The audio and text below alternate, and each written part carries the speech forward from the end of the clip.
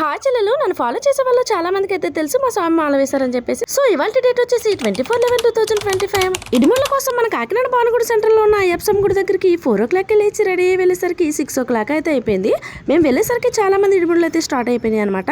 మేము వెళ్ళిన 10 minutes లోనే మా స్వామి మా అన్నయ్య స్వామి ఇద్దరిని కలిపి కూర్చోబెట్టి ఇడిముళ్ళు అయితే స్టార్ట్ చేసేసారు. మా బావస్వామి ఫస్ట్ టైం మాల వేశారు కాబట్టి నేను ఇప్పటి వరకు ఇడిముళ్ళు కట్టడం అనేది ఎప్పుడు చూడలేదండి. నా లైఫ్ లో ఫస్ట్ టైం అనమాట. మీ ఇంట్లో ఎవరైనా ఫస్ట్ టైం మాల వేసి ఉంటే ఈ 2 నియమాలని ఖచ్చితంగా పాటించాలని గుళ్ళో పంతులు గారు అయితే చెప్పారనమాట. అదేంటి అంటే మన ఇంట్లో ఎవరైనా ఫస్ట్ టైం కన్నిస్వామిగా మాల వేసుంటే ఇంకేస్ ఆ స్వామికి పెళ్ళయి ఉంటే ఇడుముల టైంలో వాళ్ళ భార్య స్వామి మెడలో దండన అయితే వేయకూడదంట. ఇంకొకటి ఏంటంటే ఆ స్వామి యొక్క తల్లిదండ్రులు ఆ స్వామిని కాళ్ళకి దండం పెట్టుకోకూడదంట. ఇవి పంతులు గారు నాతో అయితే షేర్ చేసుకున్నారండి. ఇందులో ఎంతవరకు నిజమో ఎంతవరకు అబద్ధమో నాకైతే తెలీదు. ఆయన చెప్పిన 2 నాకు మంచిగా అనిపించినాయి కాబట్టి మీ అందరితో కూడా షేర్ చేసుకున్నాను.